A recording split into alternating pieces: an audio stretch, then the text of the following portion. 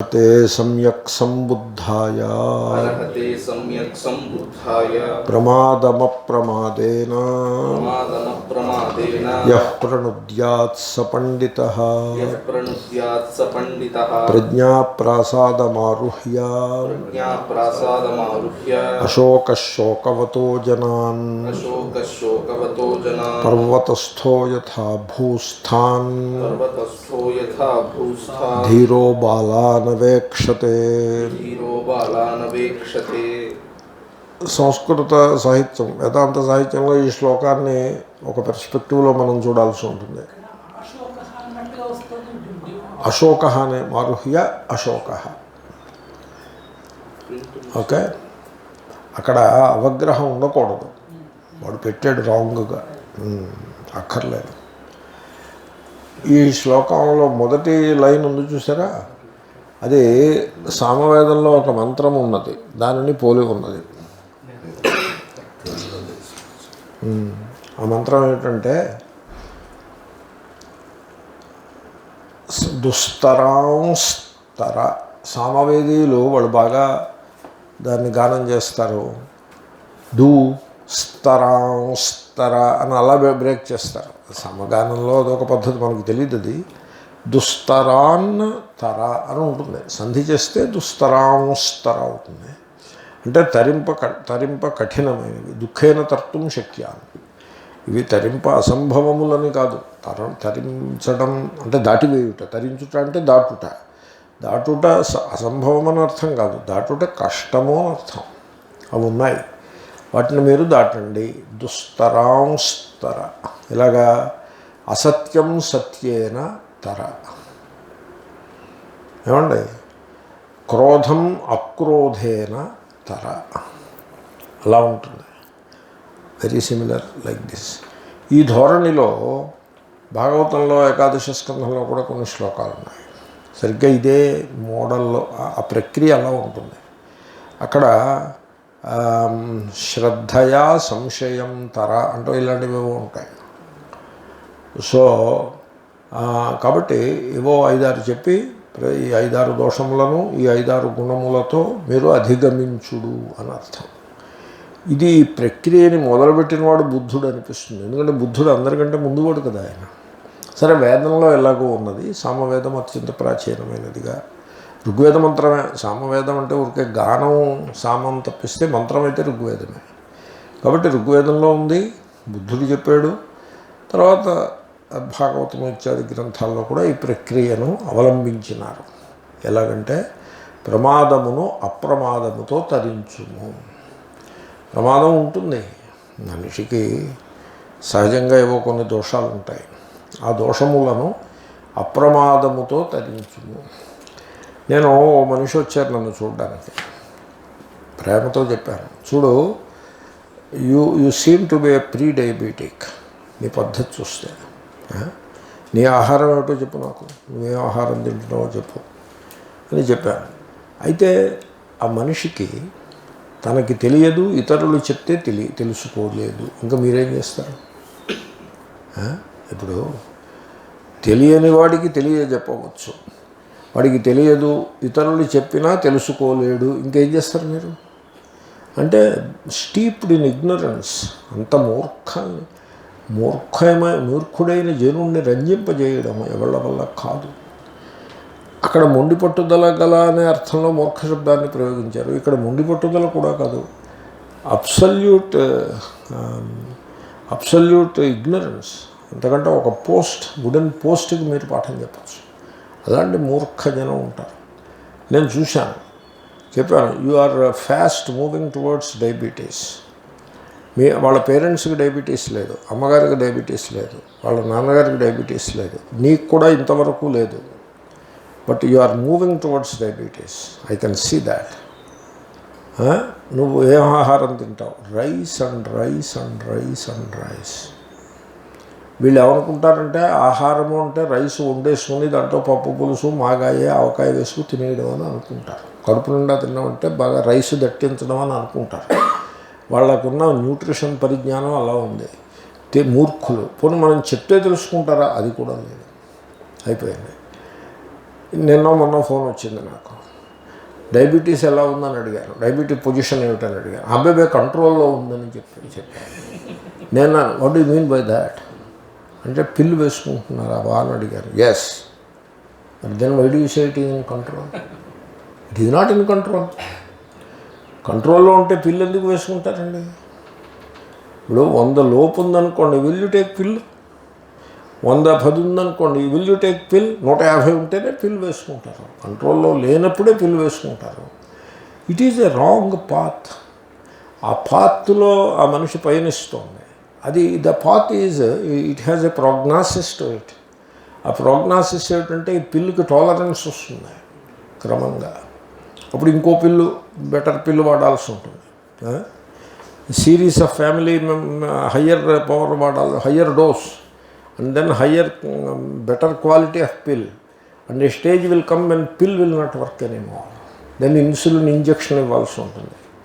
So అప్పుడు insulin injections కొనుక్కొని self injection లేదా ఎవడెవడు ఇంజెక్ట్ చేస్తూ ఉంటాడు. ఆ తర్వాత ఇన్సులిన్ ఇంజెక్షన్ తోటి కొన్ని ఏళ్ళు, 2, 3, 4 ఏళ్ళు నడుస్తుంది. ఈ లోపల అదర్ సైడ్ ఎఫెక్ట్స్ ప్రారంభం అవుతాయి. బీపీ వస్తుంది, హార్ట్ కాంప్రమైజ్ అవుతుంది, ఇంకా అన్నీ ప్రారంభం అవుతాయి. ఆ తర్వాత ఇన్సులిన్ కూడా పని చేయదు, కిడ్నీ మీద ఎఫెక్ట్ పడిపోతుంది, కిడ్నీ ఫంక్షనింగ్ ఆగిపోతుంది, శరీరానికి నీళ్లు పట్టడం ప్రారంభిస్తుంది. అప్పుడు డయాలసిస్ చేయాల్సి ఉంటుంది. Finally the person will die of the failed kidney function. ఇది ప్రోగ్నాసిస్. ఈ ప్రోగ్నాసిస్ మీరు ఎవరికి చెప్తారు? మూర్ఖుడికి ఏం చెప్తారు? వాళ్ళు ప్రమాదంలో ఉండిపోయినారు. ఆ ప్రమాదమును వాళ్ళు జయించాల్సి ఉంటుంది. దేనితో జయిస్తారు? కొంతమంది ఈ మధ్యన the country club Vedantins they said you overcome it by prayer. ప్రేయర్తో ఓవర్కమ్ చేస్తాం ప్రమాదాన్ని అప్రమాదంతో ఓవర్కమ్ చేస్తారా? ప్రమాదాన్ని ప్రేయర్తో ఓవర్కమ్ చేస్తారా? ప్రేయర్ అంటే అదేదో ట్రంప్ కార్డు అనుకుంటున్నారు వీళ్ళు. నేను ఇలా చెప్పాను అనుకోండి, వాళ్ళకి నహినందాన్యాయం ఎరుగరు, చదువుకుంటేగా మూర్ఖులు, ఎలిమెంటరీ. నేను ప్రేయర్ని కాదంటున్నానా? ఇప్పుడు you tell me, am I saying anything about prayer? Am I saying anything against prayer? No. I am saying prayer is not the solution for pramada. Apramada is the solution. Prayer చేయటం. తర్వాత వీళ్ళు ఇంకా ఏం చేస్తారో తెలుసిన, గురువు is in ప్రమాద. You look at that. గురువు ఈజ్ ఇన్ ప్రమాద. He is on the curve of, he is living on the curve of ప్రమాద. అప్పుడు ఆ గురువు కోసం ఈ శిష్యులందరూ కలిసి ప్రేయర్స్ చేస్తూ ఉంటారు. అరే మీరందరూ కలిసి ఆ గురువుని చెడగొట్టడం మానేయండి, ఆయనకి కొంత ఎక్సర్సైజ్ చేయమనండి, ఆయన భోజనం సరిగ్గా చేయమనండి, డాక్టర్ గారు చెప్పిన సలహా పాటించమనండి. మీరందరూ కలిసి you prevail upon him that he should overcome ప్రమాద బై అప్రమాద. Do that service to him. మీరు నిజంగా మీకు ప్రేమ ఉంటే వెళ్ళి గురు మహారాజ్ మీరు ఆహారంలో ఈ మార్పులు చేయాల్సిందే అని యు ప్రివైల్ అపాన్ హిమ్. గురు మహారాజ్ ఇవాళ నుంచి మేము రోజుకు 2 సార్లు వాకింగ్కి తీసుకువెళ్తాము, మీరు రావాల్సిందే, you cannot refuse. And we will decide up to ఎంత దూరం వెళ్ళాలి రావాలి, వీ విల్ డిసైడ్. గురు మహారాజ్ మీరు తప్పనిసరిగా మీరు పాటించాల్సిందే అని you prevail upon him.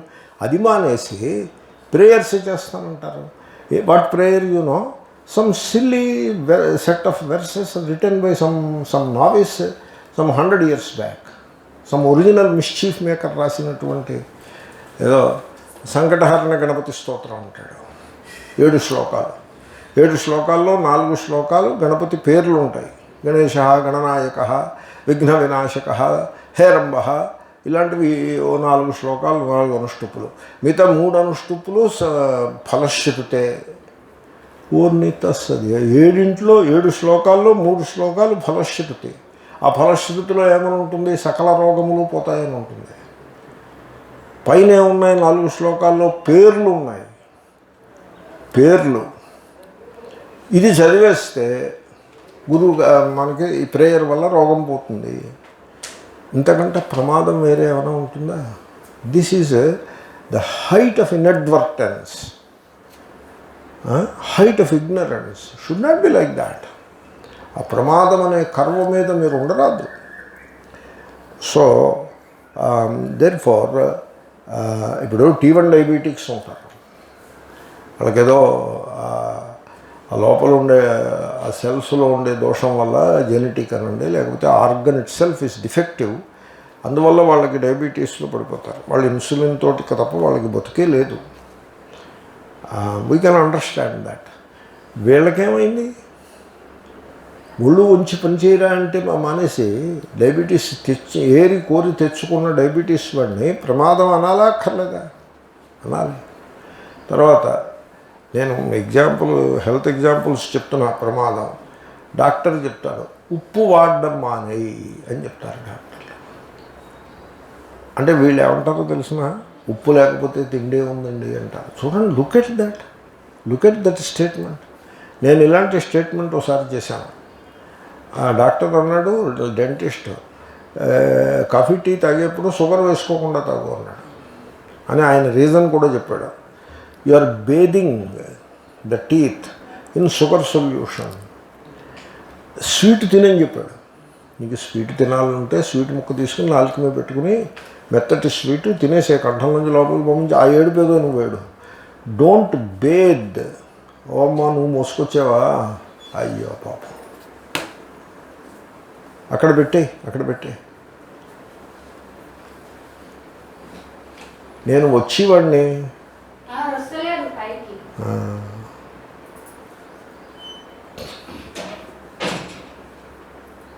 Don't bathe the teeth in sugar solution, because that kind of a coating of sugar solution చాలా harmful అని. కాబట్టి మీరు కాఫీ టీ షుగర్ లేకుండా తాగండి అన్నారు.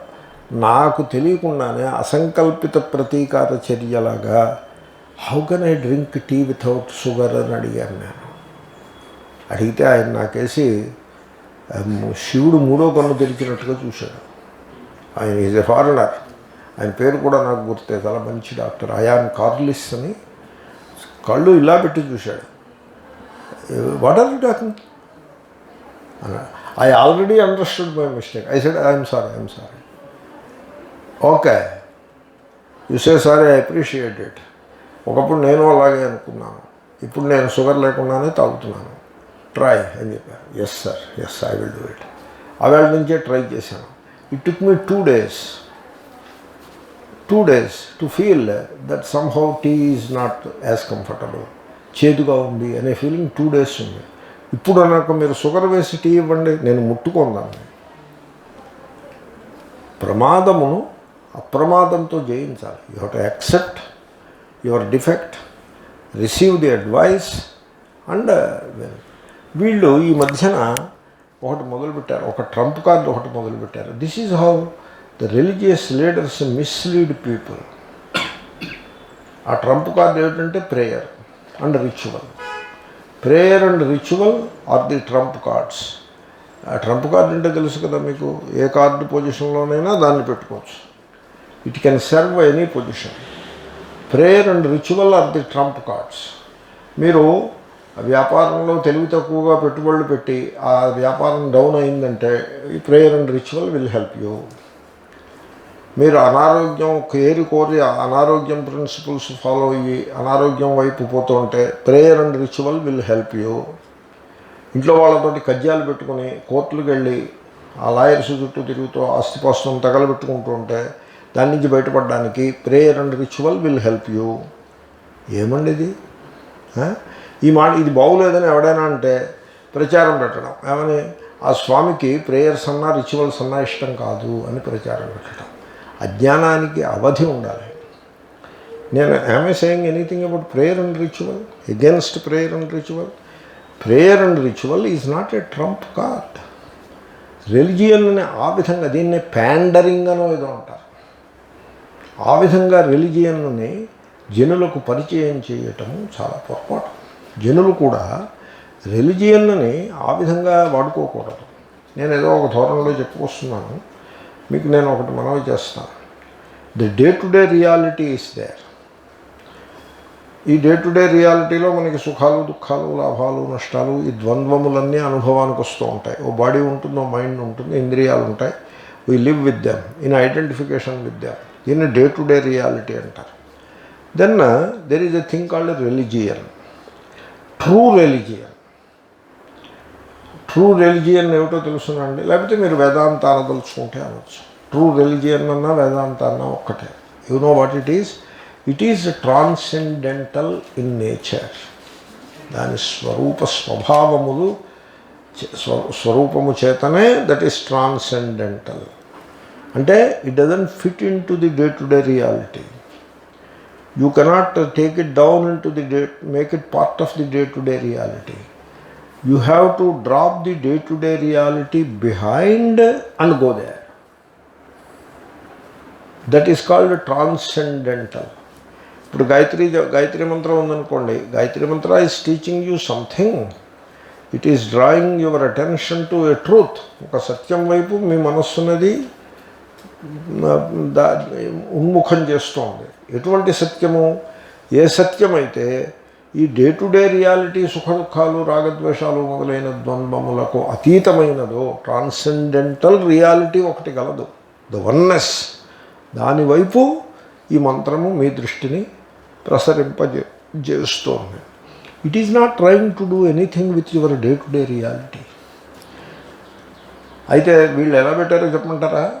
గాయత్రి మంత్రాన్ని 1,00,000 జపించి 10,000 తర్పణం చేసి 1000 హోమం చేస్తే సంతానం కలుగుతుంది అని పెట్టాడు అక్కడ. చూడండి, look at that. This is called priest craft. It's okay, I'm not against priests, I'm against priest craft only. It is not a criticism, it is a critiquing. It's okay, priest అంటే అలాగే ఉంటారు, we understand. What about Vedantins? They should understand. Therefore ఇది ప్రమాదము. అంటే ఏమిటి? The రియాలిటీని మీరు day to day లెవెల్కి దాన్ని దిగజార్చి దాన్ని ఉపయోగించి ఈ సంసారాన్ని ఏదో ఉద్ధరించాలని ప్రయత్నం చేయటం అన్నది that it self is a weakness of the mind. You have to overcome it. ప్రమాదము అనేక రకాలుగా ఉంటుంది. నేను రోజుకు ఒక లక్షణం చెప్తున్నా ప్రమాదాన్ని. కొత్తగా ఎన్ని రకాలుగా ప్రమాదం ఉండే అవకాశం ఉన్నదో అదంతా చెప్పుకొస్తున్నా. ఈవేళ ఫిజికల్ హెల్త్ బేసిస్గా మీకు ప్రమాదం గురించి చెప్పినాను. అటువంటి ప్రమాదమును మీరు అప్రమాదముతో జయించుడు. మీరు యోగా చేయాల్సి ఉంటుంది. మీకు ఆరోగ్యంగా ఉండాలంటే యోగా చేయాల్సి ఉంటుంది, ప్రాణాయామ చేయాల్సి ఉంటుంది. కాబట్టి మీరు యోగా చేయరు, ప్రాణాయామం చేయరు, ఎక్సర్సైజులు చేయరు, సరైన ఆహార నియమం పాటించరు, ప్రేయర్ అండ్ రిచువల్ తోటి ఆరోగ్యాన్ని పరిరక్షించుకుంటారు అని అంటే ఏం చెప్పమంటారు? What can I say about it? ఒక ఆయన కూర్చొని ఏదో ఉద్ధరణి నీళ్లు పెట్టుకుని ఏదో నీళ్లు ఇలా పోసుకుంటూ ఏదో చేస్తున్నాడు. నేను ఆయన అడగలేదు మీరేం చేస్తున్నారు, ఆయన ఏదో అనుష్ఠానం చేసుకుంటున్నారు. ఊరికి అనుకోకుండా నేను వెళ్ళాను. మీరు ఏం చేస్తున్నారని నేను అడగలేదు, ఆయనే చెప్పారు. రండి స్వామీజీ కూర్చోండి, నేను సూర్య నమస్కారాలు చేస్తున్నాను, వచ్చేస్తున్నాను. నేను స్టన్ అయిపోయాను. సరే, ఆయన ఫినిష్ చేసి వచ్చారు 5 నిమిషాలు. ఏమిటి మీరు సూర్య నమస్కారాలు చేశారా ఇంతవరకు అంటే? అవునండి, 108 చేశాను.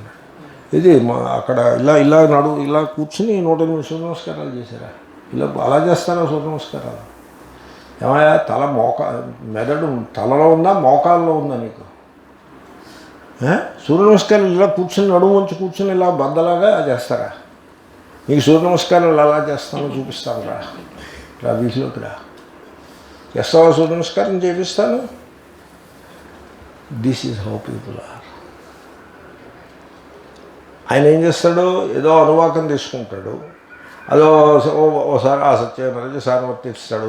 సూర్యదేవాయ నమః అని ఒక చింతపిక్క పక్కన పెడతాడు. అలాగే 108 చేస్తాడు. అది సూర్య నమస్కారం. అది సూర్య నమస్కారం. సూర్య నమస్కారం అలా ఉండదు. సూర్య నమస్కారం ఇంట్లో కూర్చొని చేయరు, ఎండలోకి వెళ్ళి చేద్దాం రాదు. ఉదయిస్తున్నాడు అప్పుడే సూర్యుడు. కమ్ స్టాండ్ దేర్, గోజిబెట్టు, లంగోట కట్టు, నీకు ఎలా చేయాలో చూపిస్తా. మంత్రం కూడా చెప్తాను, దానికి మంత్రం కూడా ఇంత పొడుగు మంత్రం అక్కర్లా. ఓం హ్రాం మిత్రాయ నమః అంటే సరిపడుతుంది. అది సూర్య నమస్కారం. కాబట్టి మీరు సూర్య నమస్కారాలు చేయాలి, ఇవన్నీ చేయాల్సి ఉంటుంది. చేసి ఒక సోమరిధనం ఏది డెవలప్ అయిందో ఫిజికల్, దాన్ని మీరు అలర్ట్నెస్ తోటి, ఉత్థానశీలముతోటి జయించాల్సి ఉంటుంది. అలాగే బుద్ధి యందు ఒక స్టూపర్, ఒక ఒక మూర్ఖత్వం, ఒక మూఢత్వం, ఒక మోహము బుద్ధి యందు నెలకొని ఉన్నది. బుద్ధికి తుప్పు పట్టింది. ఆ తుప్పును వదిలించుకోవాలి. The country club Vedantins should do it forthwith. Country club Vedanta పేరుతో, వేదాంతం పేరుతో బుద్ధికి తుప్పు పట్టించుకున్నారు. That is what happened. దాన్ని అర్జెంటుగా రబ్బు చేసి ఆ తుప్పును వదుల్చుకోవాలి. ఆ తుప్పు, బుద్ధికి పుట్టిన తుప్పు, దాని పేరే ప్రమాదము. ఆ ప్రమాదమును అప్రమాదముతో జయించాలి. వాడే పండితుడు.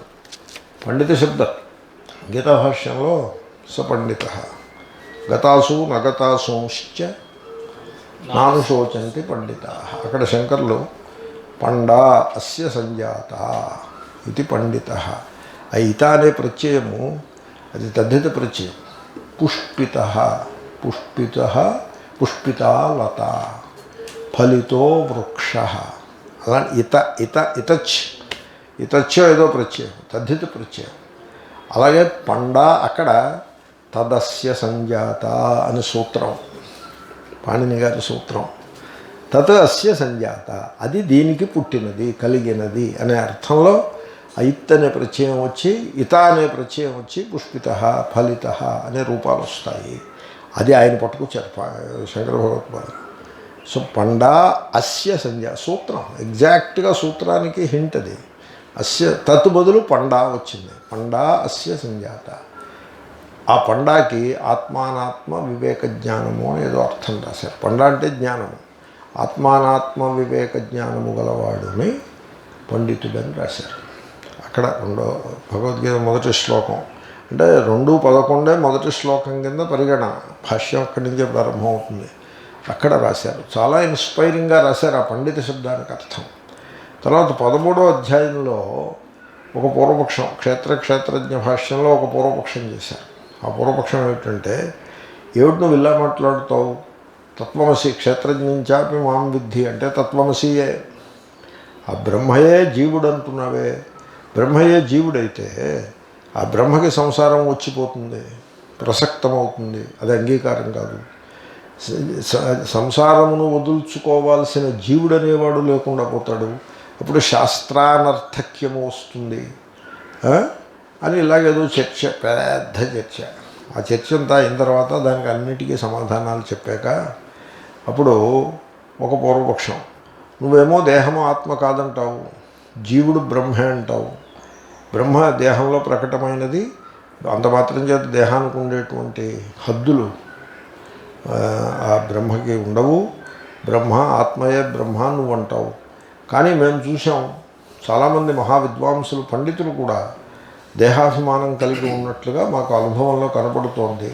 నువ్వు చెప్పేది చాలా ఉటోపియన్ థింకింగ్గా ఉంది తప్ప దానికి ఏమీ ప్రాక్టికాలిటీ లేదు అని పూర్వపక్షం. నేను పూర్వపక్షాన్ని నా మాటల్లో చెప్పాను. You have to look for it. అక్కడ పండిత శబ్దాన్ని పూర్వపక్షం వాడతాడు. అంటే అప్పుడు శంకరులు దానికి వెటకారంగా సమాధానం చెప్తారు. ఏమంటారో తెలుసిన, తేషాం పాండిత్యం యత్ ఇదమేవ తేషాం పాండిత్యం యత్ క్షేత్రే ఆత్మదర్శనం అని అంటారు. దేహాన్ని చూసి దాన్ని ఆత్మ అనుకోవడం ఇదే వాళ్ళకున్న పాండిత్యం రా. అంతకంటే వేరే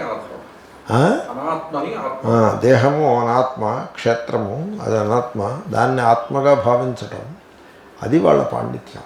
అంతకంటే వేరే పాండిత్యం లేదు అని వెటకారంగా అంటారు. తెలిసిందండి. సో అంటే ఆయన అభిప్రాయం వాళ్ళు పండితం మన్యులే కానీ పండితులు కాదు. తర్వాత పండితాపసద అని ప్రయోగం చేశారు ఎక్కడో భాష్యంలో, నాకు గుర్తు రావట్లేదు. పండితాపసదాహ అన్నారు. అపసద అంటే సూడో, వాళ్ళు సూడో పండితులు, యథార్థమైన పండితులు కాదన్నారు. ఒకచోట వాళ్ళ పాండిత్యం ఏమిటో నాకు తెలుసు, వాళ్ళ పాండిత్యం ఏమిటో తెలుసిన క్షేత్రమునందు ఆత్మదర్శనమే వాళ్ళ పాండిత్యం అని వెటకారం చేశారు. So so the point is పండిత. ఎవడు పండితుడంటే డిగ్రీలు సంపాదించినవాడు, టైటిల్స్ పెట్టుకున్న సంపాదించినవాడు కాదు పండితుడు. ఆ శంకరులు చెప్పిన దాన్ని చూస్తే ఎవరికైతే ఆత్మానాత్మ వివేక జ్ఞానము జ్వలంతముగా ప్రకాశిస్తూ ఉంటుందో వాడు పండితుడు. ఆ పండిత శబ్దాన్ని శ్రీకృష్ణుడు చాలా ప్రేమగా ప్రయోగించినాడు. దాన్ని సపండిత తే పండితా అని, నాను శోచంతి పండితా. అసలు ప్రారంభంలోనే ఆ శబ్దాన్ని ఎంత ప్రేమగా, ఎంత ఉదాత్తమైన అర్థంలో దాన్ని ప్రయోగించారో చూడండి. బుద్ధుడు కూడా అలాగే ప్రయోగిస్తున్నాడు, పండిత. వాడండి పండితుడంటే. వాడు ఎవడైతే తన యందలి ప్రమాదమును గుర్తించి దానిని అప్రమాదముతో త్రోసిపుచ్చుతాడో వాడు. నుద ధాతువు, నుద ప్రణుద్యాత్. ఎవడైతే దానిని త్రోసిపుచ్చుతాడో, త్రుంచివేస్తాడో, అది త్రుంచివేయుట, అది ధాతువుకు అర్థం. ఆ ప్రమాదమును త్రుంచివేయుట, కట్ చేసి పారేయటం, అలా సర్జరీ చేసినట్టు చేసేయటం. ప్రణుద్యాత్, సర్జికల్లీ రిమూవ్డ్ అన్నట్టుగా అప్రమాదంతో ప్రమాదాన్ని ఎవడైతే ఎఫెక్టివ్గా తీసి పారేస్తాడో వాడు పండితుడంటే. తర్వాత యోగ దర్శనంలో పతంజలి యోగ సూత్రాల మీద ఏవేవో వ్యాఖ్యానాలు ఉన్నాయి. ఒక వ్యాఖ్యానంలో ఒక చోట ఓ శ్లోకాన్ని కోట్ చేశారు. ఆ శ్లోకం ఏమిటంటే భూమిష్ఠానివ శైలస్థ అని మొదలుపెట్టి ప్రజ్ఞాప్రసాదమారుహ్య భూమిష్ఠానివ శైలస్థ అంటూ ఏదో ఒక శ్లోకము గలదు. ఆ శ్లోకం అక్కడ రాశారు. అక్కడ ప్రజ్ఞాశబ్ద సందర్భంలో ఎక్కడ యోగశాస్త్రం యోగ దర్శనంలో రాసి ఆ టీకాకారుడు ఏమన్నాడంటే అది విజ్ఞాన భిక్షువు యొక్క వృత్తియా లేకపోతే శంకరాచార్యుల టీక అనేది ఒకటి ఉన్నది, అది శంకరాచార్యులది ఏం కాదు, ఎవరో ఇంకో శంకరాచార్యులది. అలాంటి ఒక విస్తృతమైన టీక గలదు. ఆ టీకలో వ్యాఖ్యానం దీన్ని శ్లోకాన్ని పెట్టి ఇది బుద్ధ దర్శనం నుంచి వచ్చింది అని రాశారు. ఈ శ్లోకం బుద్ధుడు చెప్పిన శ్లోకం. అంటే ఆ పండిత శబ్ద ప్రయోగము, తర్వాత ఆ దృష్టాంతము. ఆ దృష్టాంతం ఎలాగంటే మీరు కొండ కొమ్ము కంట ఎక్కేసి అక్కడ నిలబడి కిందకి చూస్తే నేల మీద ఉన్నవాళ్ళు మీకు చిన్న చిన్న చీమల్లాగా కనపడతారు. ఆ ఎత్తుకిని బట్టి వాళ్ళు చీమల్లాగా కనపడతారు. ఆ విధంగా మీరు చేయాల్సి ఉంటుంది. ఏమిటి? ఆ ప్రజ్ఞ అనే ప్రసాదమును మీరు అధిష్ఠించి, ప్రజ్ఞ అంటే వివేక జ్ఞానం. అంటే ప్రజ్ఞ అంటే ఏమిటో చెప్పమంటారా? ఇట్స్ ఎ బిగ్ టాపిక్, అయినా కూడా చెప్పే ప్రయత్నం చేస్తాను. ఎందుకంటే ప్రజ్ఞాప్రసాదమారుహ్య అని అంటున్నాడు కనుక. ఇప్పుడు చూడండి, మనం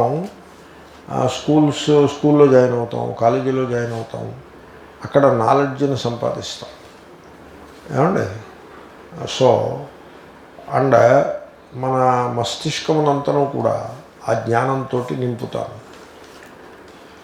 at the end of it ఆ నాలెడ్జ్ అది మనకి ఒక ఉద్యోగాన్ని సంపాదించుకుని సమాజంలో పేరు ప్రతిష్టలను, విద్వాంసుడనే పేరును, ఉద్యోగమును, ధనమును సంపాదించుకుందుకు, అంటే అన్నీ వచ్చేసేది. దాని నుంచి ఒక కెరియర్ వచ్చేస్తుంది. కెరీర్ అంటే ధన సంపాదన, కుటుంబము, భార్య, పిల్లలు, పోషణ, ఒక సమాజంలో సమాజ జీవనంలో ప్రత్యేకమైన ఒక స్టేటస్, సోషల్ స్టేటస్, కమ్యూనిటీలో స్టేటస్, ఇవన్నీ కూడా మనకి ఆ జ్ఞానం నుంచి వస్తాయి. యూనివర్సిటీ వాళ్ళు డిగ్రీ ఇస్తారు. తర్వాత పేరు ప్రతిష్టలు వస్తాయి. అది డబ్బు కంటే కూడా ముఖ్యం. ఒకప్పుడు జనులకు పేరు ప్రతిష్టల మీద ఎక్కువ ప్రేమ ఉంటుంది. వీటన్నిటినీ కూడా ఆ జ్ఞానం సంపాదించి పెడుతుంది. దానికి నాలెడ్జ్ అని పేరు. ఓకే, నాలెడ్జ్ అని పేరు. ఆ నాలెడ్జ్ అది దాన్ని ప్రజ్ఞ అని అన్నారు. అది ప్రజ్ఞ కాదు. ఎందుకని? రమణ మహర్షికి లేదు కాదు, శ్రీరామకృష్ణుల వారికి అసలు లేనే లేదు, వాళ్ళకి కూడా లేదు. అది నిసర్గదత్త మహారాజు బీడీ కాల్చుకుంటూ బీడీ పెట్లు అమ్ముకునేవారు, ఆయన సిగరెట్ పెట్లు, పాన్ అమ్ముకునేవారు. ఆయనకి ఈ నాలెడ్జ్ లేదుగా. మహాత్ములు ఏమంటారంటే దాన్ని మీరు నాలెడ్జ్ అని అన్నారు, దానికి జ్ఞానం అని పేరు పెట్టారు. ఇక్కడ సత్యం జ్ఞానం అనంతం బ్రహ్మ దగ్గర జ్ఞానం అని ఇంకో మాట వినపడుతూ ఉంది. ఇది అది ఒకటి కాదుగా, ఒకటి అవ్వలేదు. How can it be the same? There must be important distinction between the two. తర్వాత ఆత్మజ్ఞానము అని ఇంకో మాట అంటున్నారు. ఆత్మజ్ఞానం అంటే మరి ఈ యూనివర్సిటీల్లో బోధించేటువంటి జ్ఞానం ఏదైతే కలదో ఆ జ్ఞాన శబ్దము యొక్క అర్థము, ఆత్మజ్ఞానము అన్నప్పుడు ఉన్న జ్ఞాన శబ్దానికి అర్థము రెండో ఒకటి కాదుగా. ఆ జ్ఞానం అనే మాటలోనే ద మీనింగ్స్లోనే ఒక డిఫరెన్స్ ఇన్ లెవెల్ ఉన్నది. మీరు శబ్దప్రయోగాన్ని వ్యతిరేకిస్తున్నాను నేను మీరు అనుకోవద్దు. శబ్దప్రయోగం ఉన్నది, మనం కాదన్నానికి మనం వెళ్ళాం. బట్ ఆ శబ్దమును మీరు సందర్భానికి తగ్గట్లుగా సరిగ్గా అర్థం చేసుకోవాల్సి ఉంటుంది. ఇప్పుడు చిన్నపిల్లవాడికి కూడా తెలుస్తుంది ఏమని, నిప్పులో వేలు పెడితే కాలును అని చిన్నపిల్లవాడికి కూడా తెలుస్తుంది. ఓకే, వీడు యూనివర్సిటీ వెళ్ళి చదువుకుని వచ్చి ఫిజిక్స్లో ప్రొఫెసర్ అయ్యి వీడు గొప్ప జ్ఞానము కలిగి ఉన్నాడు. ఆ జ్ఞానంతో వాడు సమాజంలో ప్రతిష్ఠితుడై ఉన్నాడు, పండితుడిగా పేరు చెందినాడు. ఇప్పుడు చిన్నపిల్లవాడికి కూడా తెలుసు, ఏ చదువు సంధ్య లేని బుడతడకి కూడా తెలుసు ఏమని, నిప్పులో వేలు పెడితే కాలుతుంది. అది వాడు యూనివర్సిటీకి వెళ్ళి నేర్చుకున్నది ఏమీ కాదు. ఓకే, తర్వాత ఎక్కడైనా నిప్పు కనపడింది అనుకోండి, నిప్పు కనపడితే టక్మని చేయి వెనక్కి లాక్కుంటాడు. ఓకే, ఇప్పుడు మీరు చెప్పండి, యూనివర్సిటీకి వెళ్ళి చదువుకొచ్చిన జ్ఞానము, నిప్పు కనపడిన వెంటనే టక్కుమని చేయి వెనక్కి తీసుకుని ఇట్లా చేసిన జ్ఞానము రెండో ఒకటే అంటారా? రెండో ఒకటి కాదు. దీనికి ప్రజ్ఞ అని పేరు. ఇది యూనివర్సిటీల్లో నేర్పరు దీన్ని. అంటే దాని అర్థం మళ్ళీ మీరు నహినందా న్యాయాన్ని సరిగ్గా అర్థం చేసుకోవాలి. యూనివర్సిటీ నాలెడ్జ్ అవసరం లేదు అని నేను అంటున్నానా? అంటలేదు. అని నేను అంటలేదు. ఆ నాలెడ్జ్ మీకు అవసరం. ఆ నాలెడ్జ్ యొక్క స్వరూపం ఏమిటో తెలుసిన, దాని మెకానిజం ఏమిటో తెలుసిన అండి. It is accumulated information. What you call knowledge in the context of university education is accumulated information. చయనము అంటారు. చయనము చేసుకున్నాడు, ఇటకల్ని పోగేసుకుంటాడు యజ్ఞశాలలో. చయనము అంటే అక్యూములేటింగ్. సో మీరు జ్ఞాన సంచయనము చేసినారు. సంచయనము అని ఒక పదం ఉన్నది, విన్నారేమో మీరు. అంటే ప్రోగు చేసుకుంట యూనివర్సిటీకి వెళ్ళి, అంచేతనే దానికి సెమిస్టర్స్ ఉంటాయి. 10+3+2 అనే ఒక స్కీమ్ ఉంటుంది. ఆ స్కీమ్ ప్రకారంగా మీరు ఆ జ్ఞానాన్ని సంపాదించుకుంటారు. ఆ జ్ఞానము, దానికి జ్ఞానం అని పేరు పెట్టారు. ఓ మహాత్ముడు అన్నాడు, దాన్ని జ్ఞానమండం కంటే ఒక నైపుణి అంటే బాగుంటుంది అన్నాడు. స్కిల్. ఇప్పుడు ఆటోమొబైల్ ఇంజనీరింగ్ చదివి బయటకు వచ్చాడు, వాడు జ్ఞానం సంపాదించాడా, నైపుణ్యాన్ని సంపాదించాడా? You tell me. అలాగే ఫిజిషియన్గా డాక్టర్ కోర్స్ చదివి బయటకు వచ్చాడు, జ్ఞానం సంపాదించాడా, నైపుణ్యాన్ని సంపాదించాడా? He acquired a skill. Even mathematics టీచర్గా బయటకు వచ్చాడు, మ్యాథమెటిక్స్ ఎవరికో పాఠం చెప్తున్నాడు. He acquired a skill. దానికి స్కిల్ అని పేరు పెట్టుకున్నారు. దాన్ని మీరు నాలెడ్జ్ అనొద్దు అన్నారు. ఎందుకంటే నాలెడ్జ్ అనే పదాన్ని రిజర్వ్ చేసి పెట్టుకున్నాం, కంగారు పడి దాన్ని మీరు యూటిలైజ్ చేసేయద్దు. Or simply in that context knowledge అంటే స్కిల్ అని అర్థం. అంచేతనే మనం యూనివర్సిటీలో నేర్చుకునేది ఒక స్కిల్. ఈవెన్ మహాత్మా గాంధీ గారు కూడా ఏమన్నారంటే, university is imparting literacy but not education అన్నాడు. లిటరసీ వస్తుందే తప్ప వీళ్ళకి ఎడ్యుకేషన్ రావటం లేదు అని అన్నాడు. ఈ ఐఏఎస్ ఆఫీసర్స్ అందరూ వీళ్ళు కూడా హైలీ లిటరేట్గా ఉన్నారే తప్ప ఎడ్యుకేటెడ్ అయితే కాదు అని అన్నాడు. ఆ తేడా మీకు అర్థమైందా? కాబట్టి నేను ఇప్పుడు ఇక్కడ నాలెడ్జ్ అనే పదాన్ని మీరు లిటరసీ అనే అర్థంలో వాడారు. What is literacy? You called it knowledge. In a different way అదే విషయాన్ని ఇంకోలా చెప్పడం, వాట్ ఈజ్ ఎ స్కిల్, మీరు దాన్ని నాలెడ్జ్ అంటున్నారు. కాబట్టి ఈ ప్రజ్ఞ అనే పదాన్ని నాలెడ్జ్ అనే పదంతో మీరు కన్ఫ్యూజ్ చేయవద్దు. ఆ తేడా మీకు నేను స్పష్టంగా చూపిస్తా. ముందు ఆ నాలెడ్జ్ గురించి కొంత ఎక్కువగా చెప్తున్నాను. ఇప్పుడు క్లాస్ అయిపోతుంది ఒక పావు గంటలో, అయిపోయిన తర్వాత మీరు ఇంటికి వెళ్ళాల్సి ఉంటుంది. అప్పుడు మీకు ప్రజ్ఞ అవసరం లేదు, నాలెడ్జ్ అవసరం. ప్రజ్ఞ ఏం చేసుకుంటా, what you read is not ప్రజ్ఞ, నాలెడ్జ్ అవసరం. అంచేతనే ప్రజ్ఞ గలవాడికి నాలెడ్జ్ లేకపోతే వాడు దారి తప్పి రోడ్లమ్మట పిచ్చి వాళ్ళు తిరుగుతాడు కూడా. ఒక స్మార్ట్నెస్ ఉండి ఆ స్కిల్ ఉండి తెలుసున్నవాడు టక్కుమని తన ఇంటికి వెళ్ళిపోతాడు. మీకు ఏదైనా పని అవసరం ఉంటుంది, దానికి కావాల్సింది నాలెడ్జ్, నాట్ ప్రజ్ఞ. ఓకే, కాబట్టి మీరు నాలెడ్జ్ని ప్రజ్ఞని కన్ఫ్యూజ్ చేయొద్దు. ఈ ప్రజ్ఞను వేదాంతులు మాట్లాడినారు. ప్రజ్ఞానేన ఆప్నుయాత్, విజ్ఞాయ ప్రజ్ఞానేనైనమాప్నుయాత్. కఠోపనిషత్తు. విజ్ఞాయ అంటే జ్ఞానం, నాలెడ్జ్. ప్రజ్ఞానేన ఏనమాప్నుయాత్, ఆత్మస్వరూపాన్ని. ఏనం అంటే ఏతం పైన వర్ణించిన దాన్ని మళ్ళీ ఏనం అంటున్నారు, అన్వాదేశం. ఆ పైన చెప్పబడిన ఆత్మస్వరూపాన్ని మీరు ప్రజ్ఞానంతో పొందవలేను అని చెప్పారు. విజ్ఞాయ అంటే విజ్ఞానం వేరు, ప్రజ్ఞానం వేరు. విజ్ఞానం ఈజ్ నాలెడ్జ్. ప్రజ్ఞానం నేను ఇంకా మీకు ఇంగ్లీష్ వర్డ్ ఇవ్వలేదు. I will come to it. I'm making a case for it. I'm building A platform. కాబట్టి నాలెడ్జ్ అవసరం. మీరు ఈ లోకంలో ఏ పని చేయాలన్నా నాలెడ్జ్ అవసరం. మీరు ఇప్పుడు క్లాస్ అయిన తర్వాత ఇంటికి వెళ్ళాలంటే నాలెడ్జ్ అవసరం.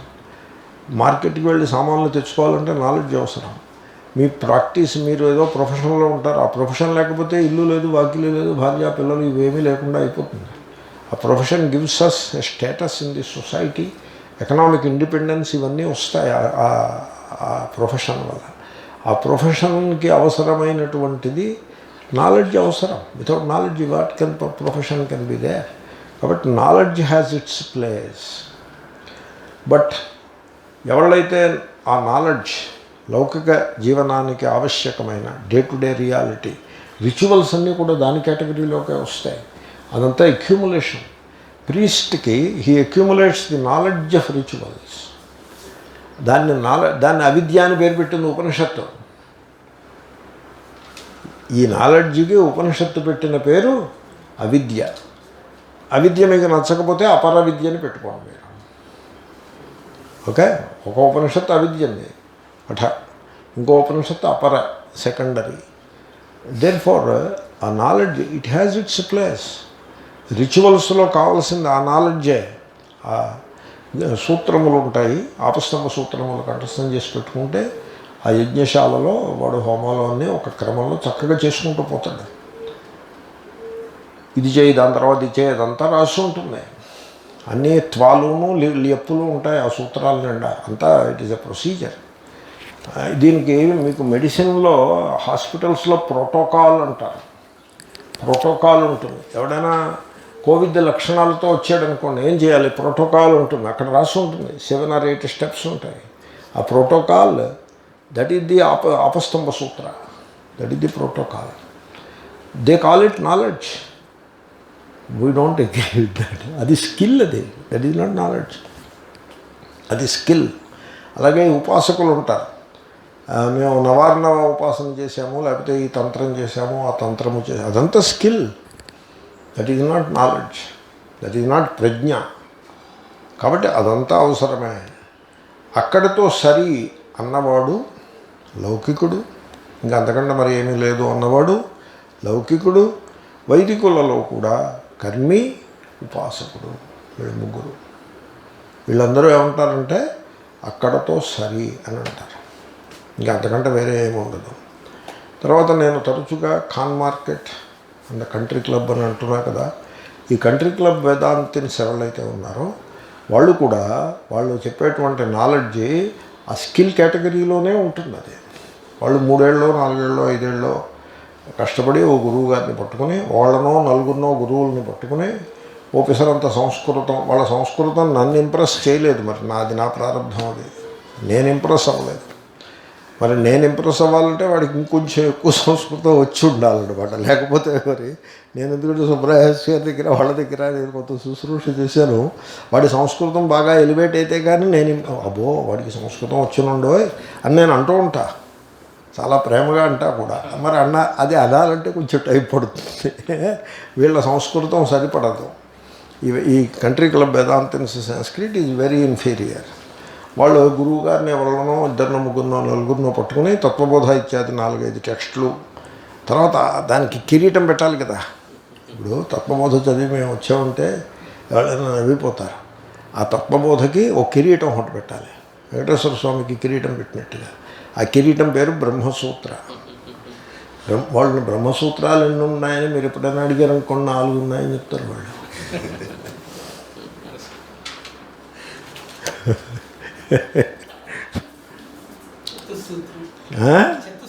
చతుస్సూత్రేణ పండిత, అది కిరీటం. వాడదేం సరిగ్గా చదవడు. ఆ చతుస్సూత్రి సరిగ్గా చదివితే బాగానే ఉంటుంది. అది కూడా బాగా టిఫిన్లు బాగా తినేసి ఏదో కాలక్షేపం శ్రవణం చేసి పైకి వస్తాడు. అది పెట్టుకుని వస్తాడు. కంట్రీ క్లబ్ వేదాంతిని ఓకే, వాడు బోధించేస్తూ ఉంటాడు. దట్ ఈజ్ నాట్ ప్రజ్ఞ. అది కూడా ఈ యూనివర్సిటీ స్కిల్లోకే వస్తుంది.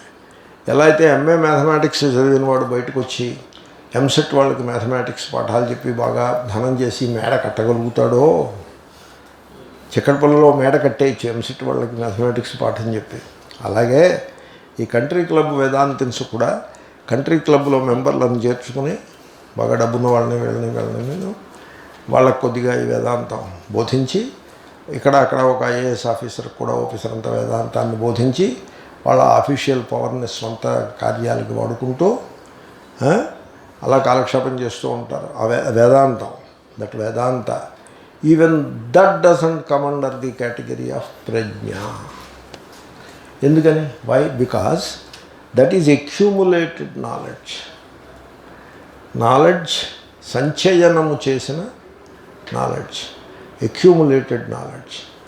ప్రజ్ఞ అన్నది ఇట్ ఈజ్ నాట్ అక్యూములేటెడ్. ఏమండి, ఈ ప్రజ్ఞల గురించి చెప్పడం ఎప్పుడూ కష్టమే. అంచేతనే నేను తేలికైంది మీకు విస్తారంగా చెప్పాను. తేలికైంది ఏమిటి? నిషేధముఖం. ఏది ప్రజ్ఞ కాదో చెప్పాను ఇంతవరకు.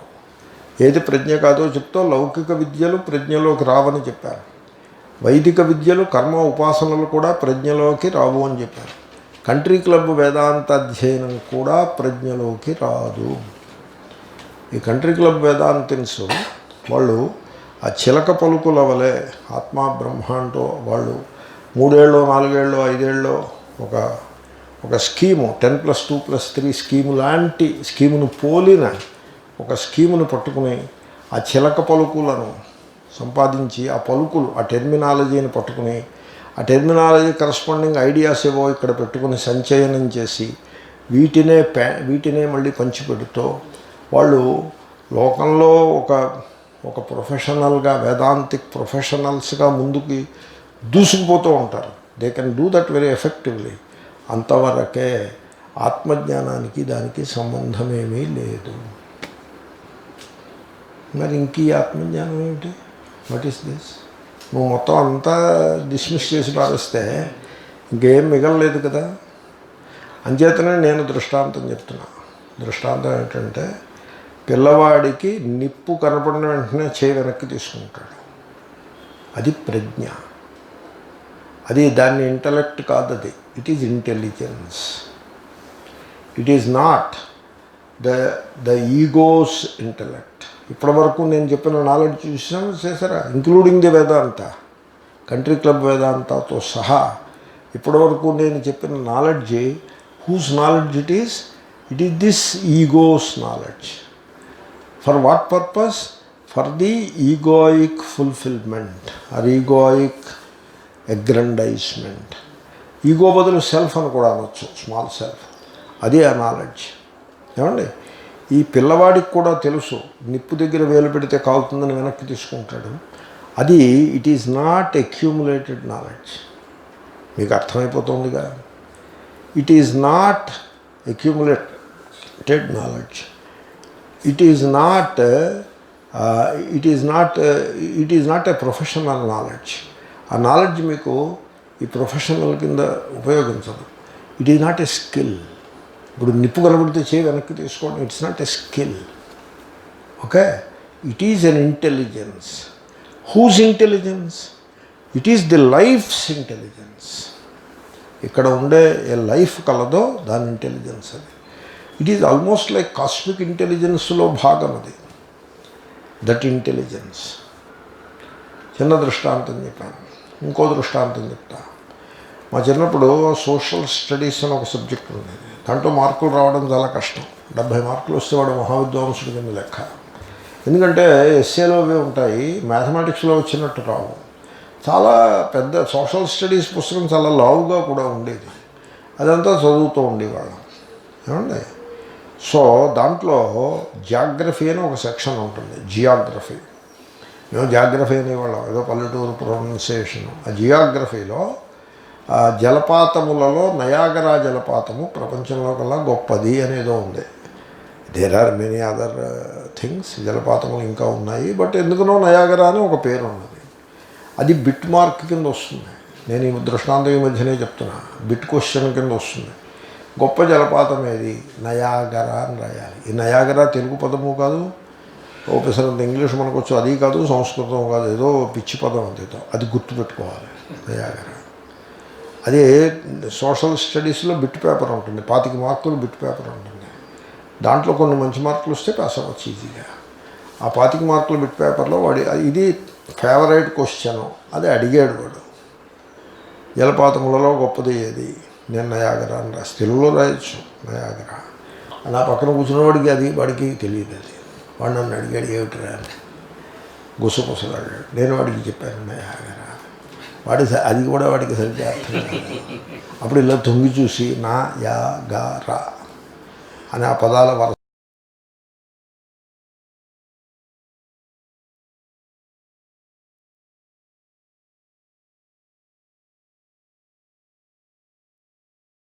చూసి గారా రాసి ఆ 2 మార్కులు వాడు తెచ్చుకున్నాడు, నేను తెచ్చుకున్నాను. నేను పండితుణ్ణి. ఎందుకని? నిస్సందేహంగా నాకు తెలుసు ఏమని, it is Niagara. Okay, so నాకు ఫస్ట్ క్లాస్లో పాస్ అయ్యాను. సంచయనంగా తర్వాత కాలేజీకి వెళ్ళాను, యూనివర్సిటీకి వెళ్ళాను, డిగ్రీ సంపాదించాను, ఉద్యోగం సంపాదించాను. తర్వాత ఏదో సన్యాసం ఇది అది. అమెరికా వెళ్ళాను అనుకోకుండా వెళ్ళాను. నా అంతటి నేను వెళ్ళాను. పూజ్య స్వామీజీ పిల్లక పట్టుకుని అక్కడ పెట్టారు. అక్కడేవో క్లాసులో నేను వచ్చేస్తుంటే ఆయన అడిగారు, నయాగరా చూసావా అని అడిగారు. అబ్బే లేదండి అన్నాను. ఎక్కడికి వెళ్ళలేదు, ఆశ్రమం ఎయిర్పోర్ట్ చూశాను, అక్కడి నుంచి నా ఆశ్రమానికి రోడ్డు అది కూడా బాగున్నాయి చూశాను. ఇంకా మళ్ళీ అక్కడికి వెళ్ళలేదు. అప్పుడు ఆ జనరల్ మేనేజర్ పిలిచి, ఈయనకి నయాగరా చూపించండి రా, మీకు 4 నెలలు పాఠం చెప్పించుకున్నారు. ఆయనకి నయాగరా వెళ్ళిపోతానంటున్నాడు ఇండియా 1 వీక్లో. ఈ నయాగరా తీసుకెళ్ళి చూపించి అప్పుడు ఇండియా పంపించండి, ఆయన అలాగ పంపించేయద్దు అని పాపం ఆయన వాళ్ళకి రికమెండ్ చేస్తే వాళ్ళేమో ఒక కారు ఒకటి ఏర్పాటు చేసి నన్ను నయాగరాకి తీసుకెళ్ళారు. వెళ్తుంటే ఆ డ్రైవ్ చేసి అమ్మగారు నన్ను అడిగి, ఓ లేడీ డ్రైవ్ చేసింది, నయాగరా నీకు తెలుసునా? నాకు తెలుసునని చెప్పాను. ఎందుకంటే నాకు 2 మార్కులు వచ్చాయి. నాకు రావడమే కాదు, నా విజ్ఞానం వల్ల నా పక్కవాడికి కూడా వచ్చారు 2 మార్కులు. తెలియకపోవడం, నయాగరా తెలియకపోవడం ఏంటి? తెలుసు. అక్కడికి వెళ్ళాను, ఆ నయాగరా ముందు నిలబడ్డాను. అప్పుడు నాకు అర్థమైంది. ఏమిటి అర్థమైందో చెప్పమంటారా? నయాగరా నేను ఎరుగాను అని అర్థమైంది. I was stunned, speechless. Not only speechless but also thoughtless. Mind silent అయిపోయింది for a few minutes. Okay, and then the brain became silent, empty. Brain is empty. Mind, thoughts are not there. No projections, no thoughts, no speech. Then there is a communion. ఇప్పుడు మీరు నన్ను అడిగితే Niagara నీకు తెలుసునా అని, yes I know. ఇది ప్రజ్ఞ. అర్థమైందండి? ప్రజ్ఞకి జ్ఞానానికి తేడా చూసారా? ఇప్పుడు మనకి ఇప్పుడు కావాల్సిందే. మనం ఇప్పుడేమో యూనివర్సిటీ ఎడ్యుకేషన్ కాదు కదా ఇది. మీరేం ఎంసెట్ పరీక్షలు రాయడానికి వెళ్ళట్లేదు కదా. లేకపోతే వేదాంతం కోర్సు తొందరగా ఫినిష్ చేసి మీరు కూడా ఒక కంట్రీ క్లబ్ ఒక దాన్ని మొదలుపెట్టి వేదాంత పాఠం చెప్పాలనుకుంటున్నారా?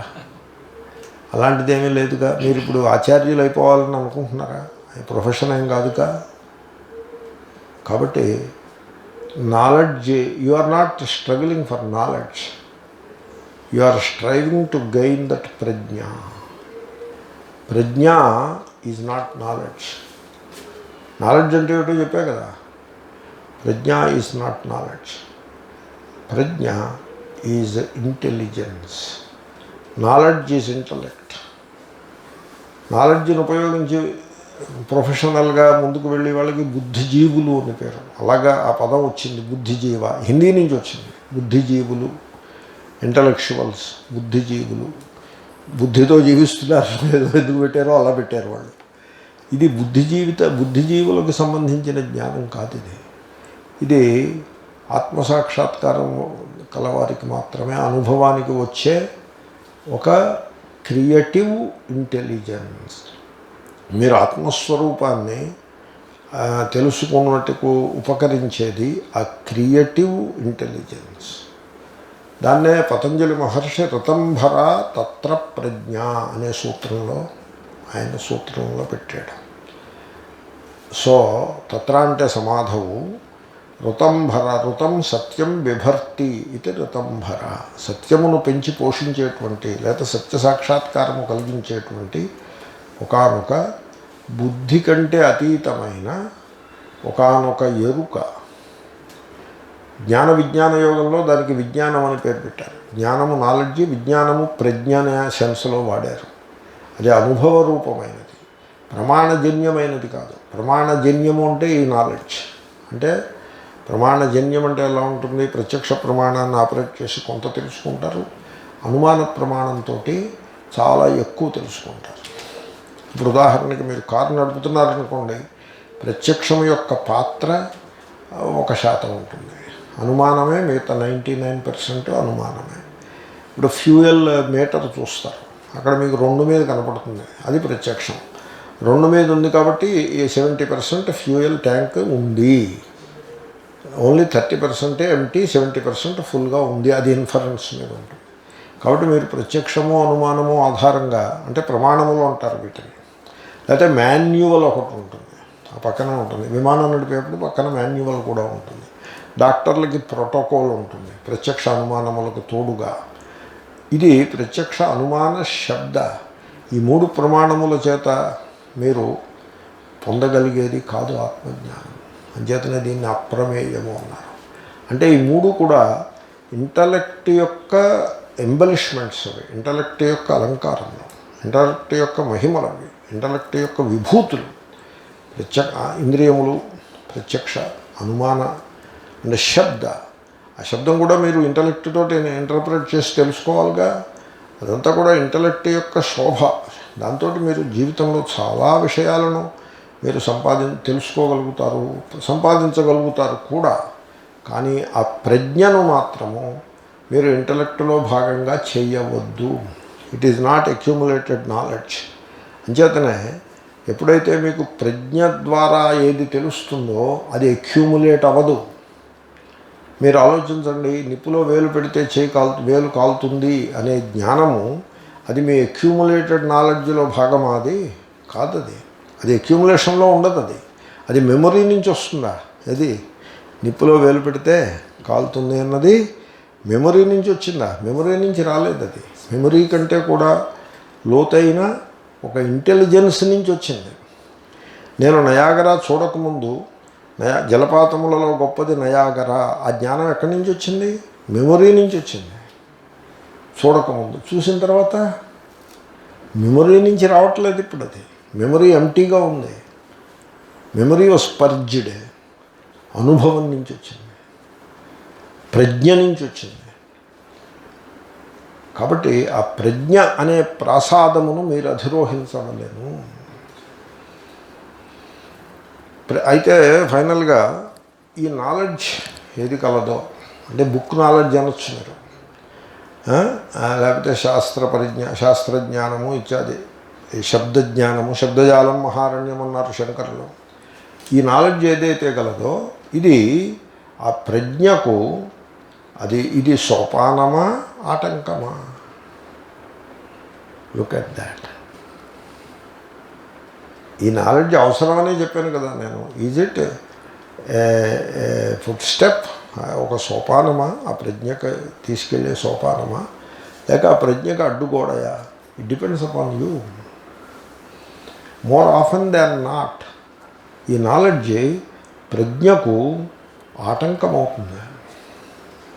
ఎందుకంటే ఎవడైనా వేదాంత పండితుడు మన క్లాస్కి వచ్చి కూర్చున్నాడు అనుకోండి, వాడు అనుకుంటాడు మనకు తెలిసిన వేదాంతం అంతా అనుకుంటాడు. ఈ కంట్రీ క్లబ్ వేదాంతన్స్ అలాగే ఉంటారు. మాకు వేదాంతం తెలిసిన ఈయన ఏం చెప్తాడో చూద్దాం అనుకుంటాడు.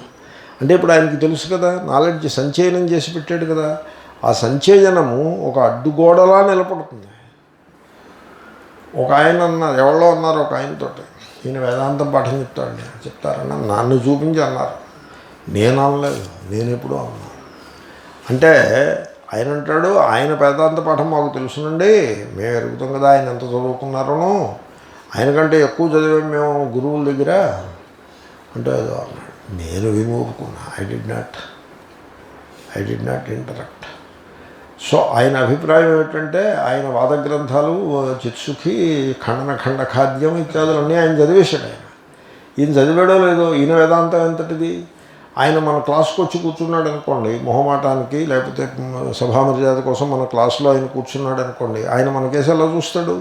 మనం చెప్పే మాటలు ఆయనకి తెలుసున్న దాంట్లో 10వ వంతు కూడా కాదనే దృష్టితో చూస్తాడు. అలా చూస్తాడు. అయితే ప్రజ్ఞ గలవాడు ఎలా చూస్తాడు? బాలాదపి సుభాషితం అన్నట్టు. అది ప్రజ్ఞ. ఇప్పుడు మీరు చదువుకున్న విజ్ఞానమంతా మీ బుద్ధిలో మెదులుతూ ఉందనుకోండి, కెన్ యూ లెర్న్? మీరు నేర్చుకోగలుగుతారా? నేర్చుకోలేరు. మీరు బుద్ధిని ఎంటీగా పెట్టుకున్నారనుకోండి, ఎంటీ మీన్స్ అలర్ట్, అప్పుడు మీరు సత్యాన్ని ఆవిష్కరించుకోగలుగుతారు. కాబట్టి accumulated knowledge is an obstacle to creative intelligence.